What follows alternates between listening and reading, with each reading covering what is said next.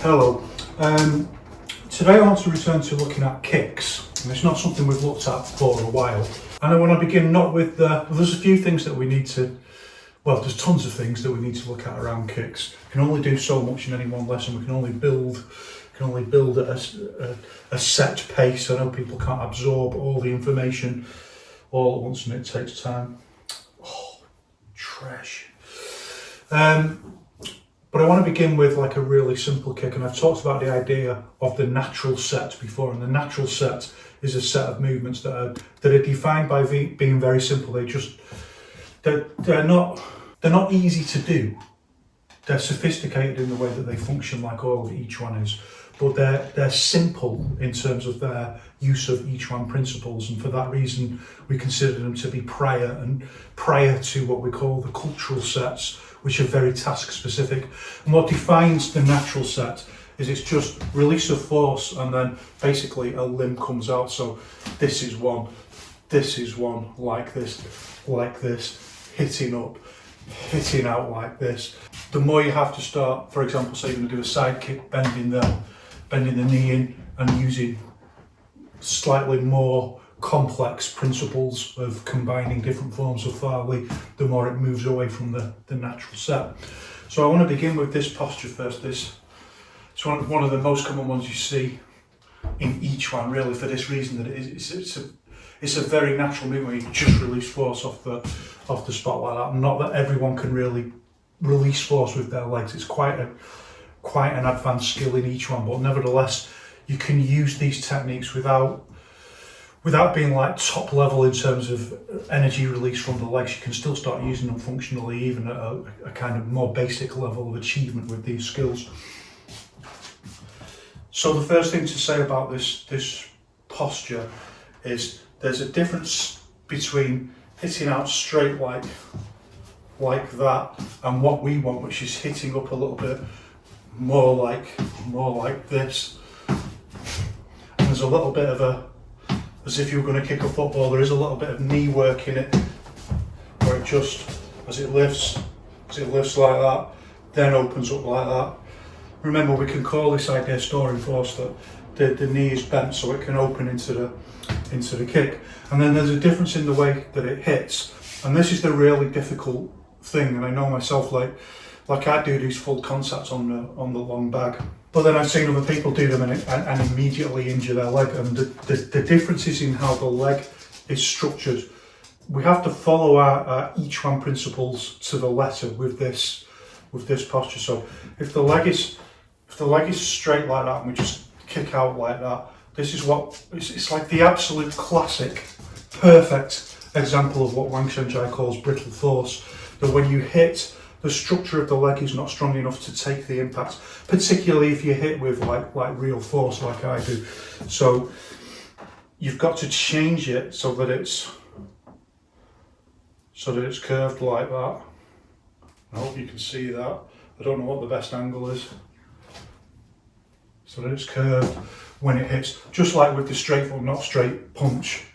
That the leg is curved like that. It's overdetermined because it's also again storing force that you can change into another posture or something like that.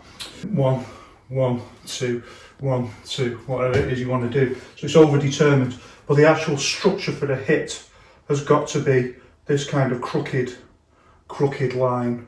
And this creates the resilience in the leg that the force can be absorbed in a way that doesn't damage the joints. And that takes a bit of practice, and the way to do it, obviously practice on the air first, but then bring it into the bag very slowly, just like you should do with all techniques. We call it testing structure, where just like with punches, and we'll come to this very shortly, where you just hit very light, just to check that the structure and all the structural integrity is right. And when you do it slow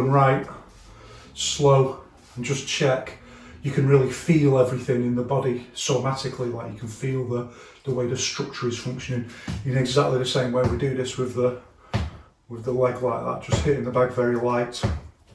So this isn't the same posture as just moving across like that, which you can do like just a little sweep, and we'll come to that in a moment.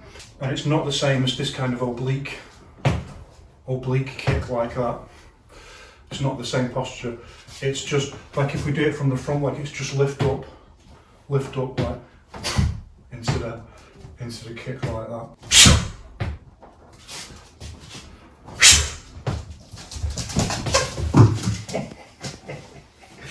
No chance, matey. Go on. So let's look at some of the doing it from the front leg, and obviously we take most of the weight on the back leg, obviously out. I don't know. And the root fishtails in, it's this kind of moving in fishtail, just like with all the kicks that we do. But it generally speaking moves in a little bit under the, if we look at where my centre line is, and when I want to balance the posture and release force, you can see that the leg just shuffles forward a little bit. It's just adjusting the balance point of the centre line so that I'm not like that. And it's over-determined because it just adds a little bit of like just shifting the mass of the body forwards like that, but at the same time it just pulls the leg into line with the balance like that.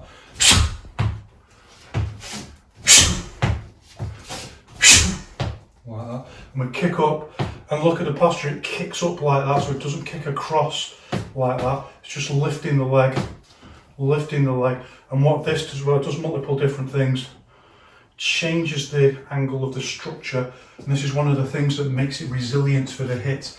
And when you're hitting like this, you can feel straight away what Wang Shengjai called the brittleness in the structure, the brittleness in the hip. And when you change it like that, so you can feel like the hip point there and the force on the inner thigh as well, inner thigh and the hip. Makes it very brittle, and then, but when you just change the foot over, this part of the hip that feels under pressure changes from pointing that way to pointing down like that. It just changes the whole nature of the, happens with every joint when you do that. It just changes the whole nature of the structure of the leg so that the forces aren't directly working against the joints, and then you can absorb the force for the kick. One of the key defining features of the natural set of movements is that we don't really think about a target or they're not task specific, they're body specific. They're just movements that the body can do quite naturally. And then we'll see later on when we come to look at them in more detail that most of our other movements are actually just based on these natural set movements, but we just treat them as just general movements that we don't worry at first about what the actual technique is for. So, hits in, foot comes in, turns in a little bit, like that. You can hear it set on the back foot as my foot comes forward. And it's perfectly possible to overdo this movement and bring this foot too far forward and fall backwards. So, I mean, that's just the art of the configuration. Just mistakes will happen eventually and inevitably, but it's just the art of the configuration, just learning how to do it whilst keeping the right posture. And you can see the body lifts back. That's inevitable. The body twists, so body lifts back like this and it twists this way. So here's your oppositional force like that. And also this is your screwing force throughout the whole body, and the foot turns in like that. That's also screwing force.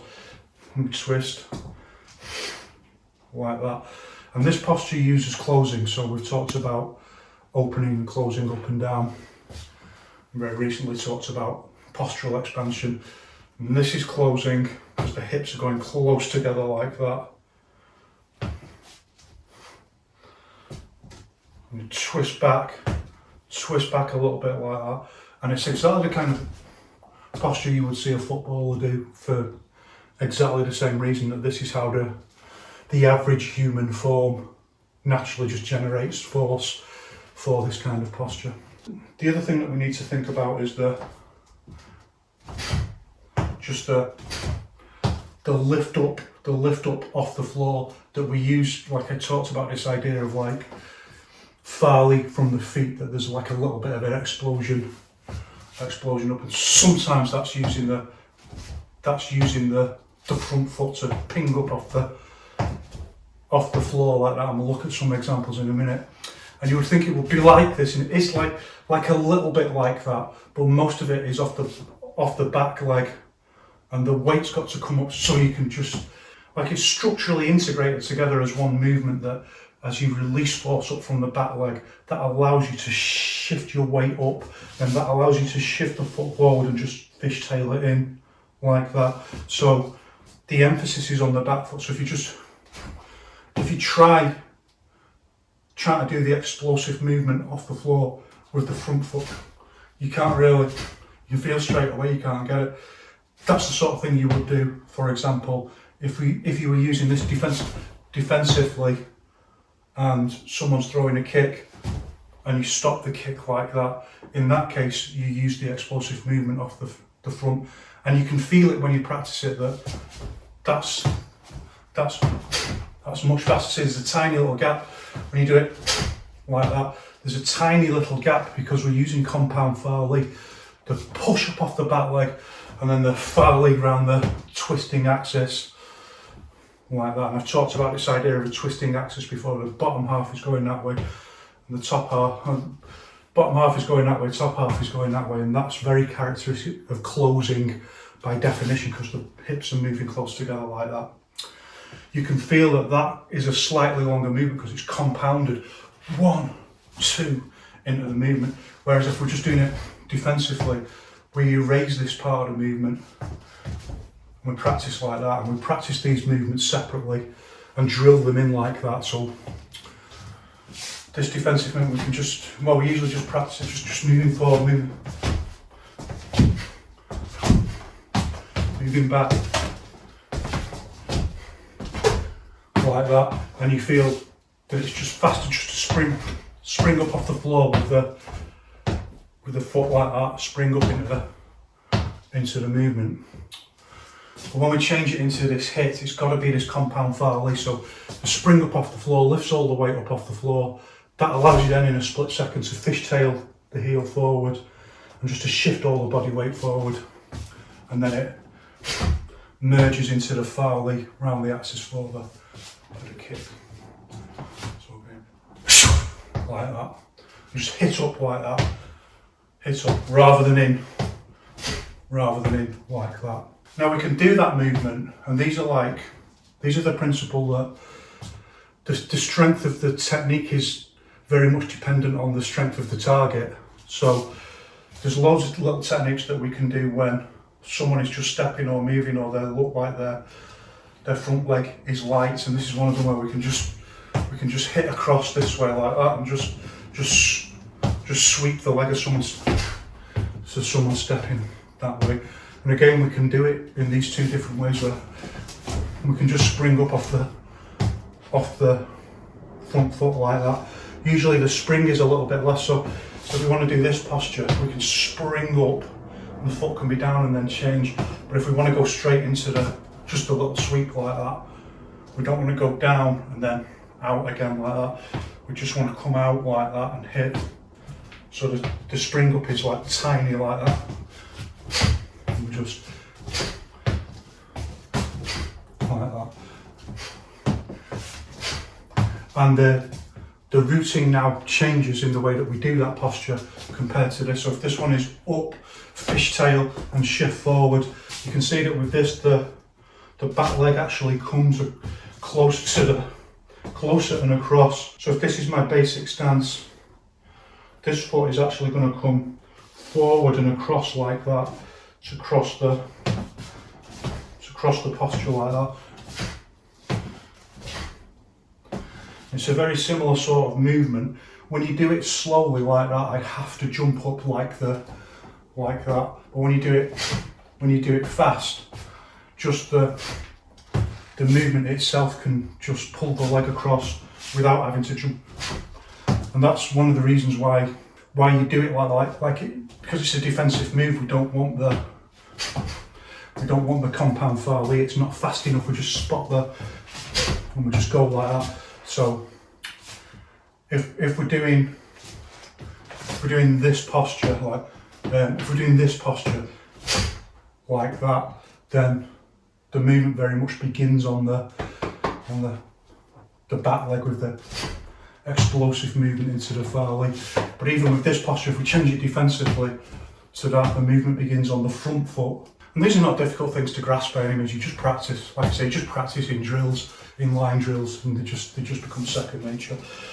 But the same thing with this, because it's a defensive movement, we just want to sweep the leg like that, and we don't want, because of the nature of the movement, that it usually goes across the centre line. And if you think like, if someone's stance is mirrored to mine, and their centre line is here and their front foot is over here, like the rule of hitting to the centre line just doesn't work. You know, you've got to go across like that, or you're moving round. So we don't hold ourselves to that. You know, we can break that rule very easily with this, no problem. So we need to come across usually, or we practice it so that we can come across a little bit more. And the foot's doing exactly the same thing. It's shifting to balance the posture, because you're leaning over like that. So it just shifts across a little bit. And then this is over-determined because this movement itself, like that, is farly closing like that around the hips, like that. But usually we don't even need to do it like that. We can just do very relaxed. Just kick the leg. It hardly requires any force at all to do that. Just to knock someone off balance as they're stepping. But even if we do it light, the body's still got to lean over, so the leg will usually just come underneath to balance the posture. Otherwise you'd be like that, it's too much. When we change to the back foot kicking up like that, it's just exactly the same movement. Movement still begins on the back leg, and this foot comes back like for exactly the same reasons. It's over-determined. One, it's release force, closing. Come on, shoot. It's release force like that, and this is how we get this farly like this. We don't just do it like a clock, hand ticking. We do it closing like that. And then the other reason, of course, is it pulls the leg, pulls the roots under the centre of gravity to balance the posture better, so we can just get that little bit of a lean on it. Like that. And straight down. You can pull it back like that, but it doesn't really matter. Our Yiquan principle, generally speaking, is pulling it back is dead time. So down straight away, or straight into another movement. Pulling it back we usually think of as dead time. I mean, the other side of the coin is like for other kinds of kicks, it obviously commits you into moving forwards, where sometimes you might want to pull back, but we practice both. But generally speaking, our idea is that we eliminate dead time, so we don't worry about an awkward movement like pulling it back, just into the next movement. So again, a couple of times, just moving on the spot. Like that. And you can do different things with the arms, and it depends what you're thinking about. So you just practice the posture on its own with minimal use of the arms. The arms, of course, like they're using screwing force and then going round like, and very often you'll get this kind of opening movement on the chest like that, which just adds into for some reason that the intent understands that I don't quite understand the physical, like the intent works on an infinitely more sophisticated level than the conscious mind. That's the whole point of each one. The intent can make these unbelievably complex micro calculations about the body. So generally speaking, there's a little bit of opening in the chest. But another way to do these postures is to think of them as very close range, or indeed as kind of grappling postures, in which case we can think about like actually holding on to someone or having someone's arms, lapels, head or anything like that, and then using the arms to pull in like this. So we create more oppositional force, we create more mass going that way that feeds into this twisting Farley equation. Every little bit of the posture feeds into the overall maximisation of power. It's getting more zing on the movement around that way by doing that, and we can increase the power of the posture by visualising, just pulling someone and kind of doing like what they call it a replay. You hit their leg and you throw like that, and that requires also visualising a little bit of a longer contact point usually, like and visualise pulling back like that, and it's more, I can feel it myself, it's more powerful straight away. It's like 30-40% more powerful just for adding this little bit of extra bit on the movement, and that teaches us something really important about concepts like the active guard and things like that they actually add far more power than it looks like from the, and once you realise what it's doing, that you've got this movement like this, and then when you start adding on these, what do they call them, governors, like the two balls on a thing that go around like that on an old steam engine, once you start adding these governors on to the movement, they stabilise the movement and they add more zing onto the far leg. These are really good examples. So again, so kind of pulling that way like that, and just release force, and maybe change it to something else. And the important thing is to notice the direction of the pull is going with the twisted far leg movement into the, like that. So you can do it like that, but it's a really awkward. It's a really awkward movement. You don't get the same. It doesn't add the zing on in the same way, because the zing needs to go with the. Like I always say, like the World, it's a fairground ride where you're going around and one of the fair workers just goes like that at the last second and it puts that zing on it. If you do it the opposite way, it won't. It just stifles the movement. So again, it's the art of the configuration. It's the art of Talwood. This is what it is. This is what each one really is. So usually we want this way. We can do some as long as it's going this way, we can do some variations, like we can do it like that, but that also loses power. There's something about the pulling down movement like this is much more in harmony with the shift of the body down like that, which is the oppositional force that we want, and it balances it and creates this. We can see clearly the twisting metal type farley around the axis. And that's exactly the same as if we do it the other way. If we go the opposite, like that, and pull down. And we can think about how far we're pulling down. Usually you're not going to pull someone down all the way like that, but pull like that. It could be anything, and we can visualise closer range, like pulling on the head, or pulling on the arms, one hand on the arm. It's not necessary at this stage to worry too much about that. You can practice a lot of that stuff on the bag. I've got a video up as well where you put a belt around the bag and practice stuff like this. Makes it a lot easier before you start practicing with a person, of course.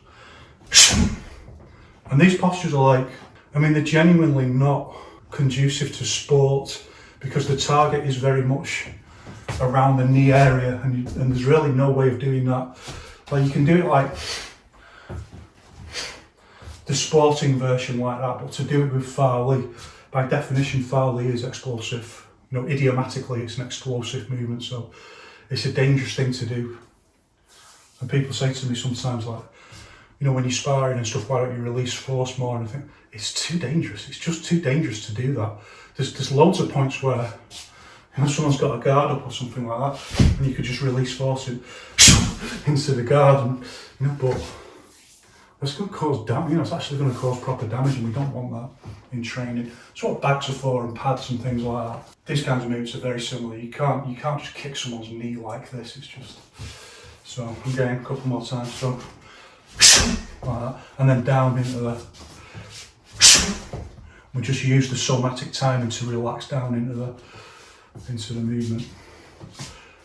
And then when we get a little bit better, we just start adding a little bit more speed onto that drop down,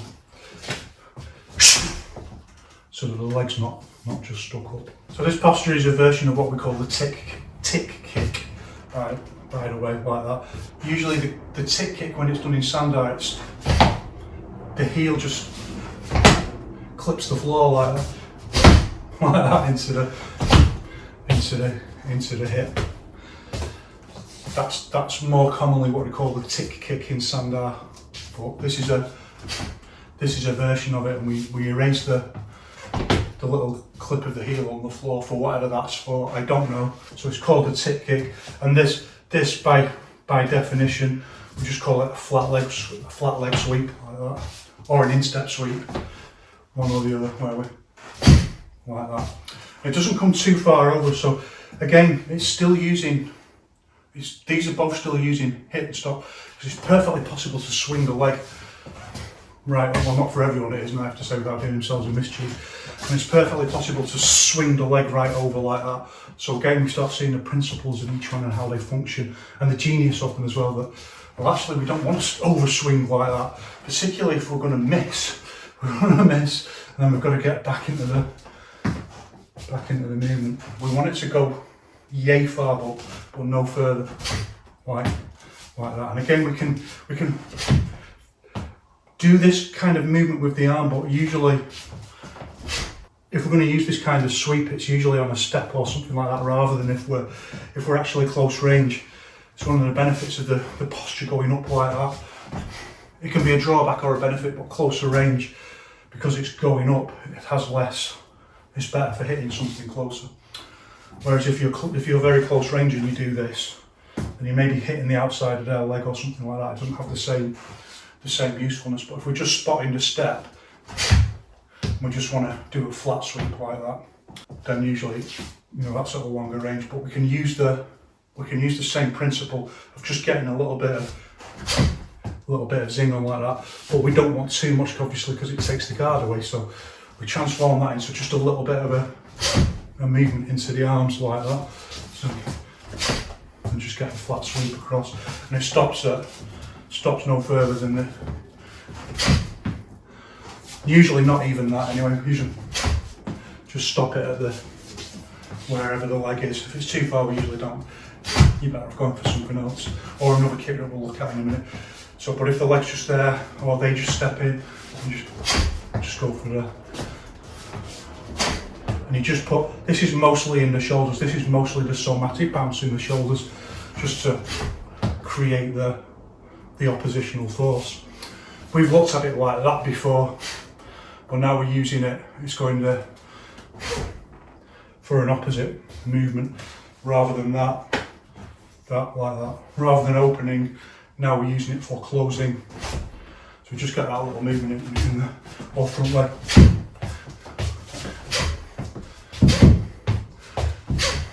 Like that. Then the other leg kick that we have from the natural set is another quite odd, is an even odder one, and it's to kick out this way, to chop out with the foot like that, and it requires a little bit of. I almost didn't realise myself till I started teaching it to someone, and then to see that ordinary people can't actually do this technique. They can't do the correct movement with their hip. They find it very odd. So the movement is like that, and you just chop out with the foot nowhere near the dog. Go on. And the hips go like that with the. So the hips don't use oppositional force. The quad goes exactly with the movement. It's the same kind of principle like you see in this kind of that we've talked about before. This kind of karate movement. The hips all go in the same line like that, and we all release force in the same direction, and there's almost no oppositional force whatsoever. It's all just going that way, and we just balance it. And what we do instead, what happens instead of oppositional force is something more sophisticated. It's like a slingshot, like this. So the oppositional force is in the beginning of the movement, and then it spirals into like that. It phases into the movement like that. And if I do it like that, it's quite easy to see, but that's too big to make the posture then function, but that's the principle. And it's a much more sophisticated use of oppositional force that I talked about a couple of videos ago, when we started introducing the idea of somatic flow, particularly when we use short power. But this is a really good example of somatic flow, where the phased movement of the whole body and how it functions is really clear. Here, Like there's not enough force stored. You can do it like you can get that much force like that, which is enough to just stop a football or something, like put your foot on a football or something, or to pose or something like that. But there's no force in it to actually hit. You wouldn't even probably hardly move someone who was stepping or just dink them in the leg. So again, it's this is the art of Yiquan, thinking like, well, here's the problem. How do I generate force from that? There's no force stored whatsoever. So we turn like that, and just by turning like that and creating this tension in the quad now, we can just change it into this movement like that and generate force like that. Now we just try and get the movement as small as possible to still have functional force. We can always do a bigger movement to get more force in if we think that's the right call. And again, this speaks to this idea that, like I spoke about there being like a hierarchy of Fa Li, from big movements to small movements, but even within the same movement, you can do them bigger, smaller, more powerful, all those compromises we've talked about. So we try and get a happy middle ground, and it locks out here at the sensor line. But the leg isn't straight out like that, it's crooked again like that, it has this crooked form, again, to take away the brittleness of the movement in the strike. So, it's not like you wouldn't want to be able to issue much more force than that, because it would start risking the leg itself. Like there'd be too much force for the brittleness of the leg. Even with the leg kind of crooked, it's still very brittle against there's only so much give in that it can, there's giving it like that, but we've talked before, that's not the kind of energy we're worried about. We're worried about inertial energy that causes damage before the leg even moves, like, because it's so fast and so sharp that it's before the leg even, just like, the same thing where you hit the bag, but the bag doesn't go back, it just goes, the energy goes up and it bounces on the chain, that kind of, it's what we call inertia. And it's the same, slightly different. It's the same thing in one. To get the movement, you turn the quad this way in, and you slingshot it round. And the most important difference here is when you do it this way, the leg can come right round like into the posture, and you can drop the leg like that and get this little chopping movement on it, which also adds some. It's a dangerous move. Like, you've got to know what you're doing, and you've got to work up very carefully. Like the way I do it. I mean, I do them pretty hard on the bag, I have to say, but I've seen people just do one and then be like, their knee's injured. So you've got to have the exact right kind of movement for it. So this can do that, but this can't, because you'd hit your own leg like that. So the posture's got to come through with the knee like that, and then chop out like that, like you're kneeing through, low knee, and then it can unfold into the chop out. So I just like to shift someone's, when they're stepping like that, just to shift their step so that they go over like that, just to buckle the step. So they're just stepping like that, then that's easy enough power just to knock them right off balance.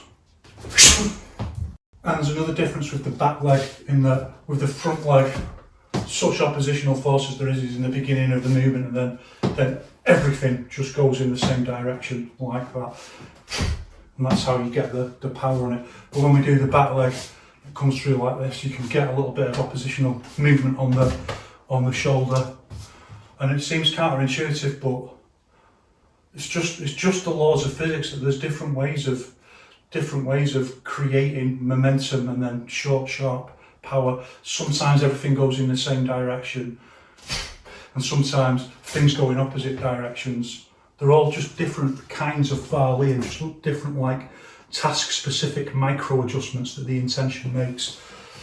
That's, like I keep saying, that's the art of each one in and of itself. Like the ability of the intent, something like Yang Mao says, like, we just use that word E to, like, as a shorthand for something immensely more complicated, and we can use this metaphor of a supercomputer that I can't make these decisions about how to use my body consciously something else has to do that. I have to, it's like the mind is a genius that we allow it to do its thing. And we know that anyway, just like from learning to ride a bike or something like that, or watching all the skills. You know, if you look at the People Are Awesome videos and all the skills that people can do, that it's something below the conscious mind for the most part that just takes over and makes those micro calculations, and that's all we're trying to access. One of the things it does is we can just get a little bit of oppositional force, which is a slightly different movement. Otherwise it would be like that, because it's the back leg, we'd spin far too far around, and the oppositional force is very often overdetermined in that it also allows us to check the movement to stop us from going past the centre line. That's exactly what it does here. Here, it doesn't matter so much the oppositional movement isn't there, but it doesn't matter so much because the body can control I have to say, like, it requires a certain amount of leg strength as well. It's not just something that you can do. Like the stuff I can do with kicking requires a much higher level of flexibility, leg strength, leg control than the ordinary person, obviously.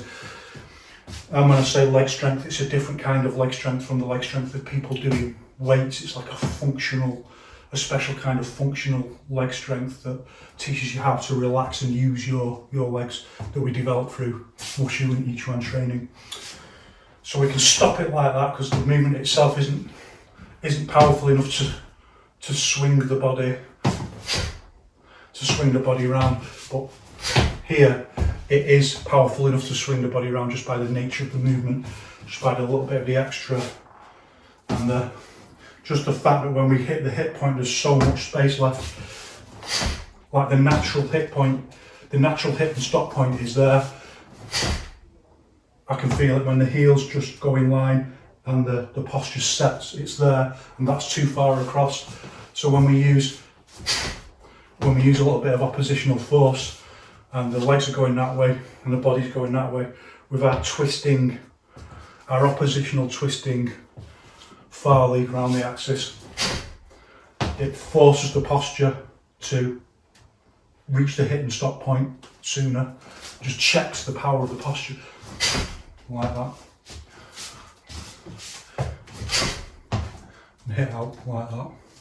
You see how cool it is? Like all these people like pretending to have magic powers and stuff like that, and I always say the real thing's far more interesting. This is far more interesting. This is an intellectual, physiological journey. This is far more sophisticated than all of that esoteric claptrap that leads to absolutely nothing but excuses and embarrassment. So now let's think about like using these postures with a step. So, and also we can vary them. So we can think about what is our target point. And the step we want to use first of all is just our step like that, where it comes 3/4 of the way, and then we flow into the posture. Like we manufacture sympathy for the posture with the step. 1, 2, like that. And this is again a good example of our use of somatic flow. And you've really got to think about the position of your body as well, because if you lean back too much like that, or your foot just goes that bit too far, it's really easy to just go over like that. So we'll do it the same size first. I'm sure what the best angle is, but like that. We'll just flow right into the posture like that.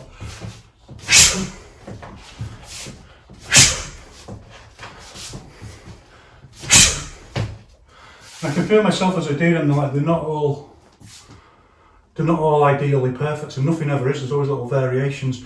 Depending on how you're balanced, you'll feel either a little bit more overbalanced that way or a little bit more overbalanced that way, and then sometimes you'll just feel absolutely perfectly balanced. That's perfectly natural. Like the idea of a perfect posture all the time is pie in the sky. It's your dynamic range. Some are better than others, but what's the average? As long as the average is in the 90% range, that's absolutely fine. So from this kind of angle, so step and then hit. So almost like when you put the two same sides of a magnet together like that, and it just pushes the other one forward. That's the feeling like that into the posture. And we can do that much lower as well, so we can go for like a little sweep like that onto the, keeping the foot really, really low. I'm just going for the ankle kick onto the, like that. Don't usually do it big and up like that for fairly obvious reasons. So when we change onto to hit with the back leg for this posture, we usually don't think about it like that, because that's the hit with the back leg. So if we're going to add a step, we've got to think a little bit more creatively when we bring in, just like we did with all our other kicks where we use the triangle step into the various kicks. We just use a triangle step and then from the back leg like that. And here we let go of we haven't got that same somatic flow into the movement, because it will take us right off our route if we try and do it like that. So we break it, we compound it back into 1, 2 like that. You don't have to believe me, you can try doing it like that, but it's over-determined that you don't do it like that. Like, you can't get the power in it. You lose the power because you lose the far lead, because at the point where you want to fishtail the root with the far lead, you're still stepping, which is why you have to break it back down into a chain far lead rather than a compound movement. This is a compound movement with the front leg like that. We have to break it back down into a chained far lead, because you just can't compound it. Here, while I'm still stepping, here's where I need to do the far lead, but I'm still stepping into the movement, so you just can't do it like that. And also, when you step and the foot comes out like that, it's already virtually in the position we need it to be to fishtail to get the far lead, so there's no stored force. So we break it back down into 1, 2 like that, like that. It's quite a hard set with the step. So a step sets as well. You know, when you step down, the step is a stance, so the step sets, and then the posture itself sets as well with the heel. So 1, 2. So it's changed now. It's not a compound movement. And that's how we do it. Step, commit to the step. And see, now when we step, because we're committing to doing the chain far lead rather than a compound movement, the step is pointing forward. Whereas if we were going to try and flow it into the movement, we want it to be there like that. Like you would kind of do if you were going to kick a football like that, and you do it like that. But the difference is in the power generation. The power generation for that is from here's the stored force and the big swing into the posture like that. I mean, you could do it like that. You can always add far lead on like that into the posture. No game, you know, go on. But it's far too slow, you know, just the fact that you can add far lead onto a slower movement doesn't fulfill our requirements of the reality of the fight. So we compound it into the 1, 2 like that. And you can clearly hear the set, and then the set of the step, then the set of the kick, 1, 2. 1, 2 like that. If I do it a bit faster, you won't hear the set quite so clearly, but yeah, you can hear it miles clearer. What a thing to say. You can hear it miles clearer. And for the flat sweep, so that's for the tick kick. For the flat instep kick, it's a little bit. Remember, we said when we do it off the front foot, the foot comes in like that to aid the far lead of closing and to shift the body weight forward. And then what happens with the step for the front version is that is it. We kind of emphasise that it's already virtually a step. We just phase it a little bit differently. We just phase it a little bit differently, and we've got to be very, very careful with the balance. The balance has got to be spot on with the kick. So like that, and then into the flat. like that. Like that. But it's a really dangerous technique to do with a step that's any bigger than that, because by definition this way it functions of pulling the back leg forward like that to create the far leap. Because the nature of the movement itself pulls the leg forward, when we do the step, all we do is do that slightly bigger movement. Do it so you can see. I'll do it this way so you can see. Flat like that. Just hit across. It starts very, it can start morphing into the tick kick very easily, like that. We don't really want to do it any bigger than that. See the leg coming under like that to do it. That's as far as you can go. If you go any further, then the leg will come further through like that, and you'll be like that, and you'll just go over. So it's not about the leg coming forward. It's just the nature of the movement that the leg goes on an angle, not just forward. So even when you step with it, it's got to go on an angle like that. There's a limit to how far you can do that before you're doing that and being really off balance.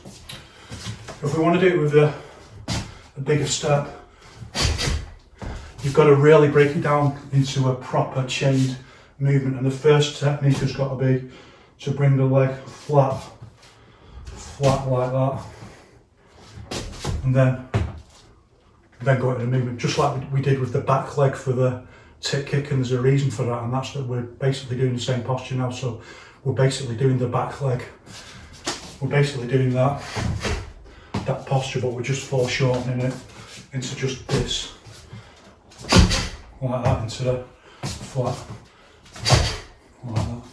We can do these quite low as well, like that, just like that.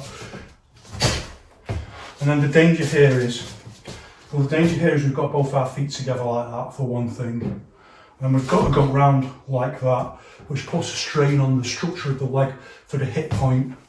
I could feel it then, even doing it on the air, I could feel it like twinge my knee, because we've got to get some force on it, and that's not really enough usually.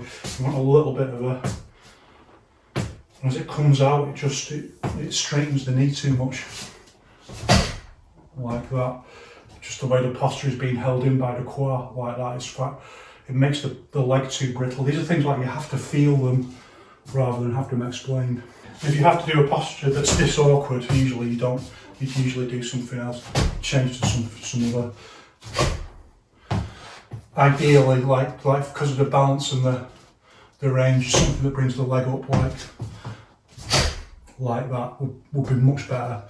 The intent will make that decision probably not to do this low, this very odd posture like that. But nevertheless, you could do it, and the lower it is, the easier it is to just do it. But as I said, we're halfway anyway into doing the flat back step, which is exactly the same. It sets on the step and it sets on the kick. It's a chained movement rather than a somatic flow. And just kick on.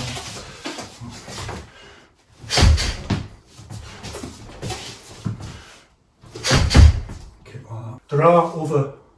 There are other kicks in the natural set. So one is to just swing up like this, just to swing straight up and release force this way, usually like a kick into the groin with a little bit of like the ancestor of the round kick, with just a little bit of a work on the knee joint like that. And another one is kicking back straight up like that, but we'll look at those for another time. So then we've got our outside blade of the foot kick.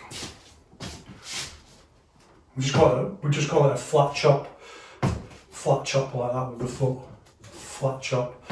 So before we had to do that for the front kick. Now to combine that with a step, because this is quite a difficult movement on its own, it's quite an advanced use of phased somatic flow.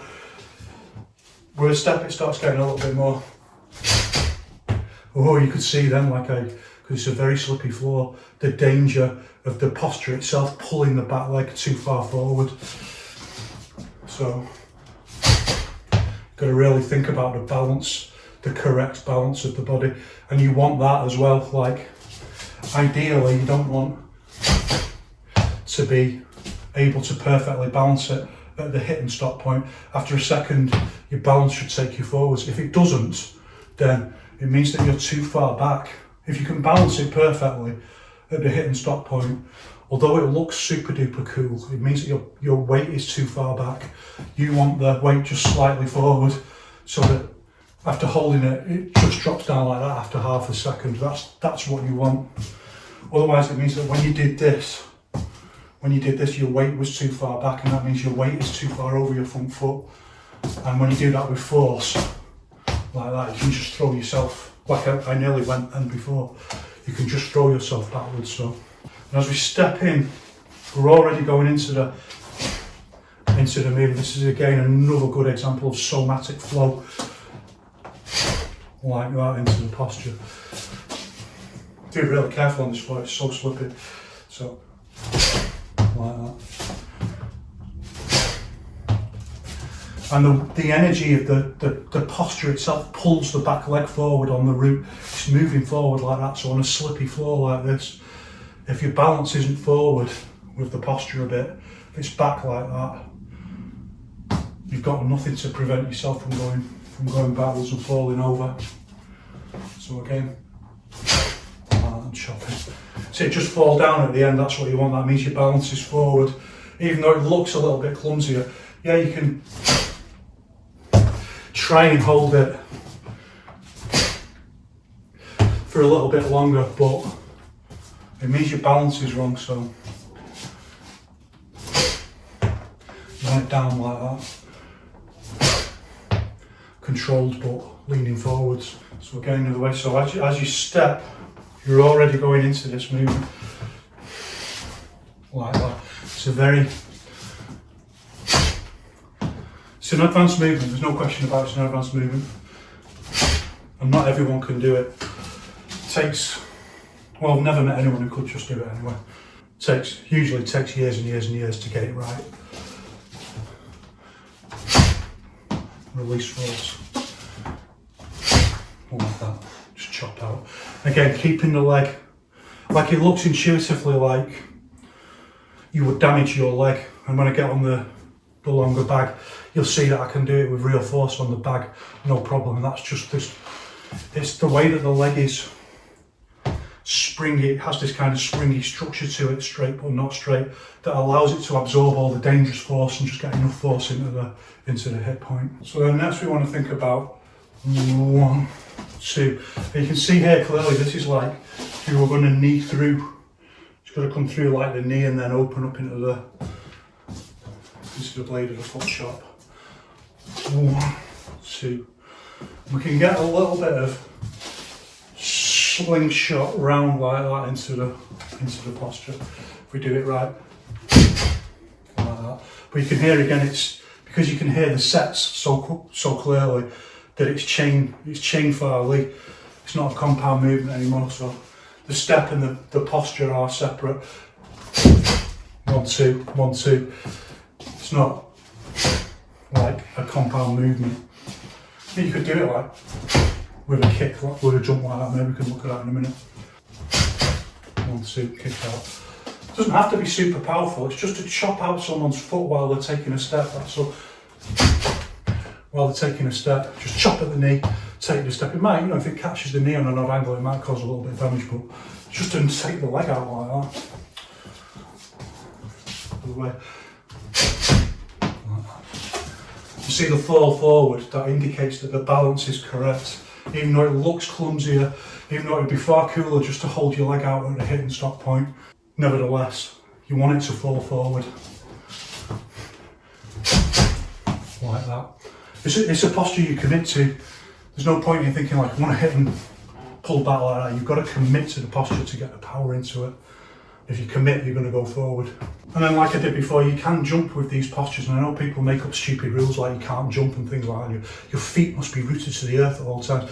Actually, well, for one thing, the people who make up those stories are usually the people who just never, they're too dangerous to spar. They're those people like, in their minds, they're for the street, you know. Yeah, like the people who think like Conor McGregor is tough, but take off those gloves. And if there was no rules and a ref, it's like, yeah, you'd still die. So those are the kind of people who make up rules like that.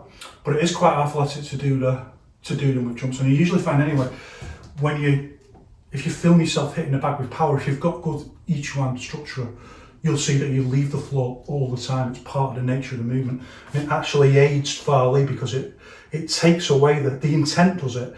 It lifts your feet off the floor to take away the friction from the movement in many cases. Sometimes there's just so much power in the movement that lifts you off the floor as well. But it's the intent making all these decisions to add as much possible power as it can into the technique. So, but jumping is an extreme version of that. Obviously it removes all friction, but you've also got to get the power into the technique. You need the explosive movement off the floor like that. But what it can do is, by taking away the friction and by you jumping in the air, then you can change the way that you're positioned to the opponent a little bit easier. So you can do things like that, just get a little bit of an angle on the posture like that. Not too much, it's in the nature of the movement. Some kicks you can go around much further with, because most of the turn, the leg is in like that. It's just like, you know, when you spin around on a chair and you stick your legs out, you go slower, and then when your leg's in, it's faster. Because it's in like that, you can just spin on one leg. But this is like, the leg is out very quickly, so if you go around more, all the force is gone, the lock point is gone, the Fa is gone, the hip point is gone, and you just like dink, that's it, all the force is spent. We've got about this much play. We can do it here. Again, we can turn and jump the other way, or we've got about that much. So I almost went over them because it's at the limit of how far you can go to still hit the lock point and release force with the Fa, like that. So I understand, regardless of which leg you do, it's a little bit harder to get the front leg into a jump. The movement is much smaller just because of the danger of what the back leg is, and the difficulty. I don't want to go around like that, it's just too awkward. Why would you anyway? And similarly for you can get a little bit of a wider jump, and just in the nature of because the kick is in here, so you can get this turn on the body into there, and also because it's a big movement into the posture like that, you can get more power on the danger for me there is like it starts getting too powerful. You don't want it too powerful, because the structure of the leg can get damaged too easily. You want it to hit a light target, like a foot just stepping or a knee just stepping or something like that. But you can jump like that. You could conceivably do it higher or something like that, but it's a little bit more athletic. Van Damme style. Boom! Not the knife out of someone's hand. Fantasy Yiquan League. Okay, that's it today. So we've looked at two of the kicks from the natural set, and we've looked at some different ways of doing front leg and back leg, and hopefully expanded a little bit as well on some of the intricacies of the way Fa functions and this kind of science of Fa that Yiquan really opened the door to, that we're continuing to progress and expand upon. It's not a fixed thing. It's very much integrated with the level that people achieve, and this is what we've got to understand in terms of Yiquan as a social project.